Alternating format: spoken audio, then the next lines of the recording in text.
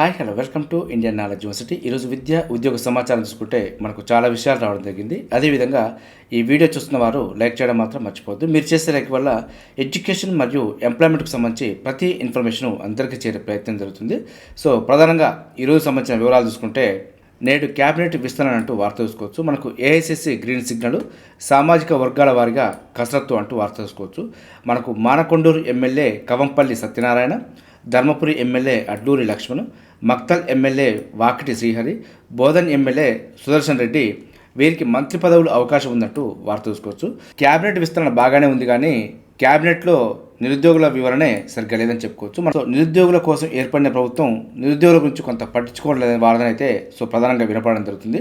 ఈ నెల 15న cabinet meeting అయితే ఉంది. సో మరి దీంట్లోనైనా నిరుద్యోగులకు సంబంధించి ఏదేని చర్చలు ముందు తీసుకొస్తే కొంత నిరుద్యోగులకైతే కొంత ఉపశమనంగా ఉంటుందని చెప్పుకోవచ్చు. మరి ఏ నిర్ణయాలు తీసుకుంటారనేది మనకు 15వ తారీఖు క్యాబినెట్ మీటింగ్ తర్వాత మీకు అందించే ప్రయత్నం చేస్తాను. అదేవిధంగా ఆసుపత్రులకు డాక్టర్లు, నర్సులు కావాలన్నట్టు వార్త చూసుకోవచ్చు. సో మొత్తానికైతే మనకు వైద్య విధాన పరిషత్తులోని 156 ఆసుపత్రులకు వైద్య సిబ్బంది కొరత, అదేవిధంగా 2988 మంది డాక్టర్లు, 1205 నర్సు పోస్టులు ఖాళీ అంటూ వార్త చూసుకోవచ్చు. 1348 పారామెడికల్ మరియు సుమారు 1500 ఇతర సిబ్బంది కూడా పోస్టు ఖాళీగా ఉన్నాయంటూ వార్త అయితే ఇవ్వడం జరిగింది. సో మొత్తానికి దాదాపుగా మనకు 6586 పోస్టు ఖాళీగా ఉన్నాయంటూ వార్త చూసుకోవచ్చు. ఇందులో మనకు 4357 డాక్టర్లు ఉండాల్సిన ప్లేస్లో 1369 మంది మాత్రమే విధులు నిర్వహిస్తున్నారు. అంటే మనకు 2988 మంది డాక్టర్లు ఆయా ఆసుపత్రుల్లో లేరంటూ వార్త చూసుకోవచ్చు.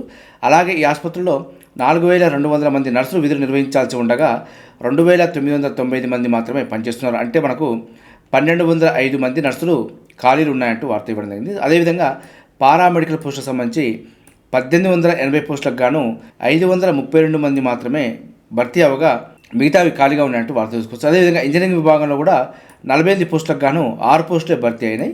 అదేవిధంగా 743 మినిస్ట్రియల్ పోస్టుల్లో కూడా 137 ఖాళీలు ఉన్నాయంటూ వార్త చూసుకో. మొత్తంగా మనకు తెలంగాణ వైద్య విధాన పరిషత్లో 12588 పోస్టులకు గాను 6586 పోస్టులు ఖాళీగా ఉన్నాయంటూ ఇవ్వడం జరిగింది.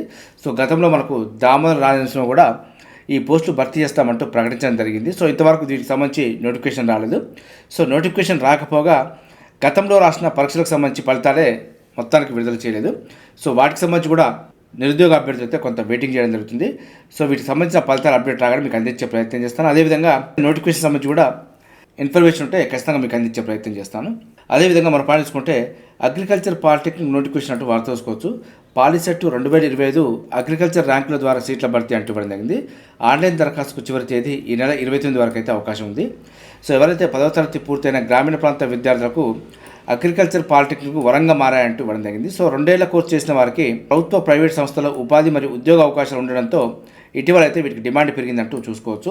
ఈ కోర్సులు చేసిన తర్వాత ఉన్నత విద్యాభ్యాసం చేయాలంటే ఎంసెట్తో సంబంధం లేకుండా మనకు బీఎస్సీ అగ్రికల్చర్ కోర్సులు అయితే చేరవచ్చు అంటూ ఇవ్వడం జరిగింది. అదేవిధంగా డిప్లొమా చేసిన వారికి బీఎస్సీ అగ్రికల్చర్లో 15% సీటు రిజర్వ్ చేస్తారంటూ కూడా చూసుకోవచ్చు.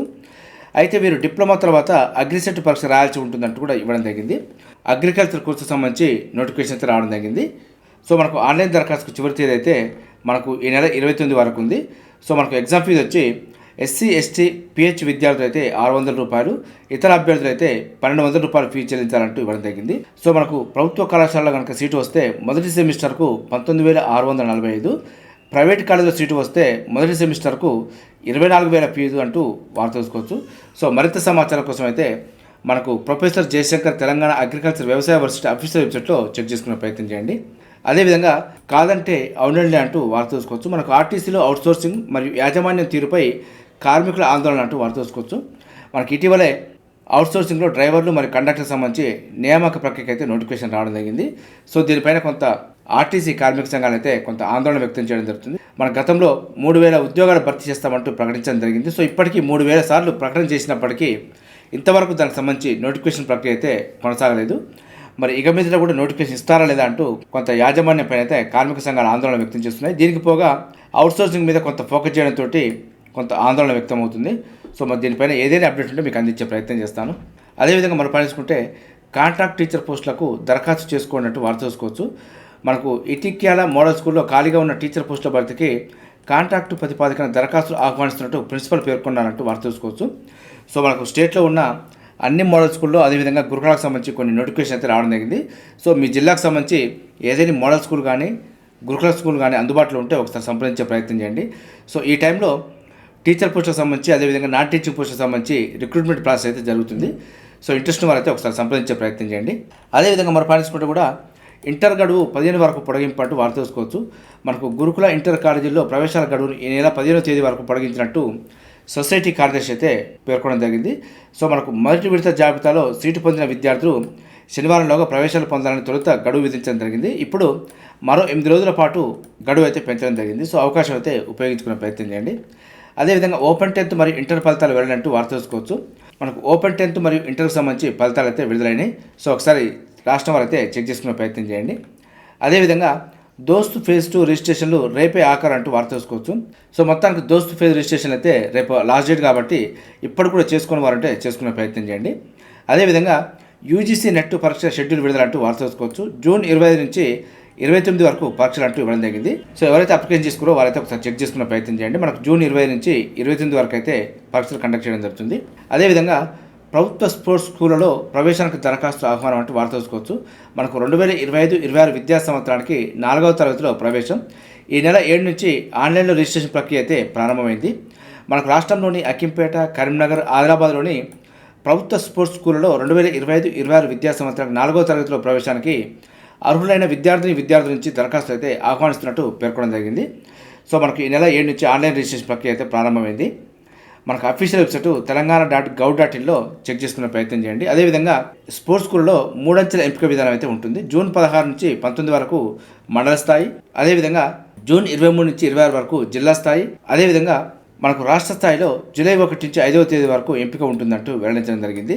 సో మండల స్థాయిలో సెలెక్ట్ అయితే జిల్లా స్థాయికి, జిల్లా స్థాయిలో సెలెక్ట్ అయితే రాష్ట్ర స్థాయికి పంపించడం జరుగుతుంది. సో ఇంట్రెస్ట్ ఉన్న వారైతే ఒకసారి అఫీషియల్ వెబ్సైట్లో చెక్ చేసుకునే ప్రయత్నం చేయండి. అదేవిధంగా సిఐఎస్ఎఫ్ ఎస్ఐల పాసింగ్ అవుట్ పరేడ్ అంటూ వార్త తెలుసుకోవచ్చు. మనకు అకింపేట్లోని నేషనల్ ఇండస్ట్రియల్ సెక్యూరిటీ ఫోర్స్లో 49వ బ్యాచ్ సిఐఎస్ఎఫ్ ఎస్ఐల పాసింగ్ అవుట్ పరేడ్ ఘనంగా నిర్వహించారంటూ వార్త తెలుసుకోవచ్చు. 347 మంది ఎస్ఐలు ఏడాది పాటు శిక్షణ పొందారంటూ చూసుకోవచ్చు. ఇందులో 42 మంది మహిళా ఎస్ఐలు ఉన్నారంటూ కూడా ఇవ్వడం జరిగింది. సో మనకు ప్రతి దాంట్లో కూడా మహిళలకు అవకాశం ఇవ్వడం జరుగుతుంది. సో వారైతే ఒకసారి చూసుకునే ప్రయత్నం చేయండి. గతంలో చాలా వాటిలో మహిళలకు అవకాశం లేకుండేది. సో ఇప్పుడు ఆర్మీలో కూడా అవకాశం కల్పించడంతో కొంత మహిళలు కూడా ఒకసారి చెక్ చేసుకునే ప్రయత్నం చేయాలి. అదేవిధంగా 95% మార్కుల నిబంధన తొలగించాలంటూ వార్త తెలుసుకోవచ్చు. మనకు గౌలిదొడ్డి, అలగనూరు గురుకుల కళాశాలలో ఇంటర్ మొదటి సంవత్సరం 95% మార్కుల నిబంధన తొలగించి గతంలో ఉన్న మాదిరిగానే ద్వితీయ సంవత్సరాన్ని కొనసాగించాలంటూ ముఖ్యమంత్రికి అయితే వినతి పత్రాలు ఇవ్వడం జరుగుతుంది. ఇంటర్ మొదటి సంవత్సరంలో 95% మార్కులు సాధిస్తేనే ద్వితీయ సంవత్సరంలో కొనసాగిస్తామని చెప్పడం సరైనది కాదంటూ వారైతే పేర్కొనడం జరుగుతుంది. సో విద్యార్థులు కళాశాలల్లో చేరే సమయంలో ఈ నిబంధన లేదంటూ వారైతే కోరడం జరుగుతుంది. సో ఇప్పటికీ కొంతమంది బైపీసీ విద్యార్థులు ఏ సౌకర్యాలు లేని చోటుకు తరలించడం జరిగింది. సో ఈ నిర్ణయంతో ప్రభుత్వ ప్రోత్సాహంతో చదువుతున్న దళిత, మైనార్టీ, వెనుకబడిన విద్యార్థులు ఉన్నత చదువులకు దూరం అవుతారని వారైతే ఆవేదన వ్యక్తం జరుగుతుంది. సిఓఈ పరీక్షలో ఉత్తీర్ణులై అడ్మిషన్ పొందిన విద్యార్థులకు ఇంటర్ మొదటి సంవత్సరంలో మార్కులతో ముడిపెట్టి ద్వితీయ సంవత్సరం చదవకుండా బయటకు పంపడం సమంజసం కాదంటూ వారైతే వాపోవడం జరుగుతుంది. తక్షణమే విద్యార్థుల తల్లిదండ్రులతో చర్చలు జరపడంతో పాటు గతంలో ఉన్న మాదిరిగానే ఈ కళాశాలల్లో విద్యా విధానాన్ని కొనసాగించాలంటూ విజ్ఞప్తి చేయడం జరిగింది. సో దీనిపైన ఏదైనా అప్డేట్ సమాచారం ఉంటే ఖచ్చితంగా అందించే ప్రయత్నం చేస్తాను. అదేవిధంగా మట్టి కోర్టు మహారాణి గాఫ్ అంటూ వార్త చూసుకోవచ్చు. నల్లకలువదే ఫ్రెంచ్ ఓపెన్ టైటిల్. మనకు ఫైనల్లో సబలంకపై విజయం, పురుషుల సింగిల్స్ ఫైనల్స్కు సిన్నర్ అంటూ వార్త చూసుకోవచ్చు. మొత్తానికి మట్టి కోర్టులో కొత్త మహారాణి వచ్చింది. 21 ఏళ్ల అమెరికా యువ సంచలనం కోకో గాఫ్ ఫ్రెంచ్ ఓపెన్ మహిళా సింగిల్స్ టైటిల్ విజేతగా నిలిచిందంటూ చూసుకోవచ్చు. ఫైనల్లో 2వ సీడ్ యుఎస్ అమ్మాయి ప్రపంచ 1వ ర్యాంకర్ అరీనా సబలెంకను మట్టి కల్పించిందంటూ వార్త చూసుకోవచ్చు. మొత్తానికి కోకో గాఫ్ అయితే మహిళా సింగిల్స్ విన్నర్గా నిలబడడం జరిగింది. సో రన్నర్గా సబలెంక అయితే రావడం జరిగింది. అదేవిధంగా పురుషులకు సంబంధించి చూసుకుంటే జకోవిచ్ను ఓడించిన సిన్నర్ ఈ టోర్నీలో ఒక్క సెట్ కూడా కోల్పోకుండా ఫ్రెంచ్ ఓపెన్ ఫైనల్కు చేరడం విశేషం అంటూ వార్త చూసుకోవచ్చు. ఫైనల్లో స్పెయిన్ కుర్రాడు అల్కరాజ్తో సిన్నర్ పోటీ పడనున్నట్టు వార్త చూసుకోవచ్చు. ఈరోజు మనకు ఫైనల్ ఉంది కాబట్టి మెన్స్ సింగిల్లో ఎవరు విన్నర్ అనేది అప్డేట్ రాగానే మీకు అందించే ప్రయత్నం చేస్తాను. సో ప్రైజ్ మనీ అయితే విజేతకి 24.92 కోట్లు, రన్నర్అప్కి 12.46 కోట్లు అంటూ చూసుకోవచ్చు.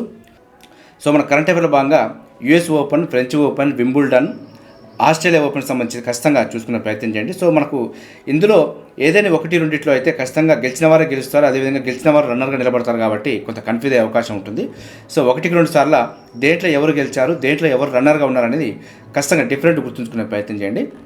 అదేవిధంగా మనం పాటించుకుంటే భారత్ ఖగోళ యాత్ర అంటూ వార్త చూసుకోవచ్చు. 1984లో తొలిసారి స్పేస్కు రాకేష్ శర్మ, మళ్ళీ 40 ఏళ్ల తర్వాత శుక్లా రూపంలో భారత్కు అవకాశం అంటూ చూసుకోవచ్చు. మరోసారి అంతరిక్షానికి భారతీయుడు అంటూ ఇవ్వడం జరిగింది. 10వ ప్రయోగం 11న డాకింగ్ అంటూ వార్త చూసుకోవచ్చు. సో మనకు ఈ నెల 10న యుఎస్ ఫ్లోరిడాలోని ప్రయోగ కేంద్రం నుంచి SpaceX Falcon 9 rocket, SpaceX crew డ్రాగన్లో ఈ 4 అంతరిక్షానికి వెళ్తారంటూ చూసుకోవచ్చు. మరుసటి రోజు అంతరిక్ష కేంద్రానికి డాకింగ్ అవుతారంటూ ఇవ్వడం జరిగింది. సో మనకు లో ఆర్బిటాల్లోనే 14 రోజుల పాటు ప్రయోగాలు చేసి తిరిగి వస్తారంటూ ఇవ్వడం జరిగింది. మనకు ఈ నెల 10న ప్రయోగం అయితే చేయబోతుంది. సో దీనికి సంబంధించి ప్రయోగం పూర్తయిన తర్వాత మీకు అప్డేట్ సమాచారం ఇచ్చే ప్రయత్నం చేస్తాను. సో మనకు మంగళవారం యాక్స్ 4 మిషన్ ప్రయోగం, ఈ మిషన్ ద్వారా ఐఎస్ఎస్లోకి అడుగుపెట్టిన తొలి భారతీయుడు, అదేవిధంగా గగనయాన్కు కలిసి రానున్న శుక్లా ఎక్స్పీరియన్స్, 2020లో ప్రయోగించనున్న ఇస్రో, 2035 నాటికి అంతరిక్ష కేంద్రం, 2040 నాటికి జాబిల్లిపై అడుగు అంటూ వార్త చూసుకోవచ్చు.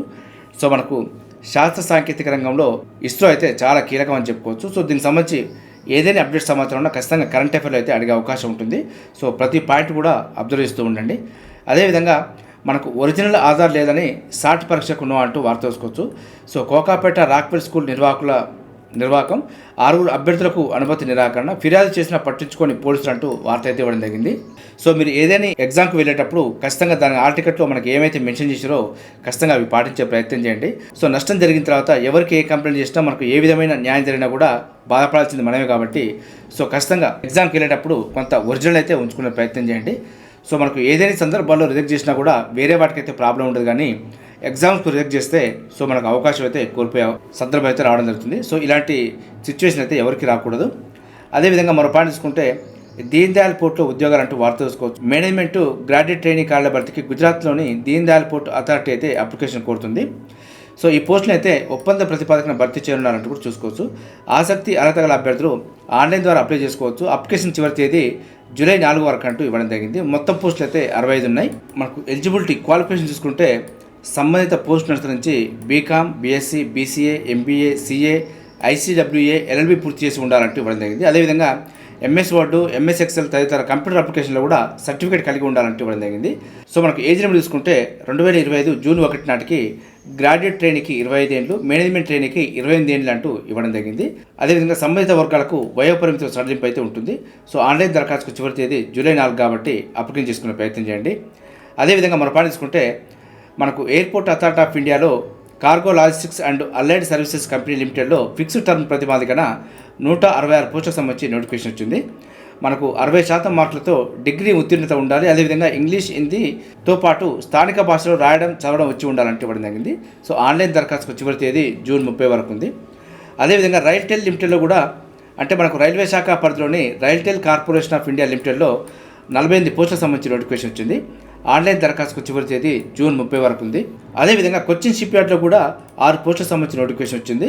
సో పూర్తి వాళ్ళ కోసం అయితే ఆయా అఫీషియల్ వెబ్సైట్లో చెక్ చేసుకునే ప్రయత్నం చేయండి. చూసారుగా, ఇది ఈరోజు సంబంధించి విద్యా ఉద్యోగ సమాచారం. ఇదే విధంగా మన ఛానల్ అయితే ప్రతిరోజు మార్నింగ్ రావడం జరుగుతుంది. వీటితో పాటు అడ్మిషన్ నోటిఫికేషన్స్ మరియు రిక్రూట్మెంట్ నోటిఫికేషన్ సంబంధించి కూడా మీకు ఎప్పటికప్పుడు అప్డేట్ సమాచారం అయితే అందించే ప్రయత్నం చేస్తున్నాను. మన ఛానల్ని చూస్తున్న వారు సబ్స్క్రైబ్ చేసుకుని ఫాలో అవుతూ ఉండండి. ఈ వీడియో వస్తే లైక్ చేయండి, షేర్ చేయండి, సబ్స్క్రైబ్ చేసుకోవడం మాత్రం మర్చిపోద్దు. Have a nice day.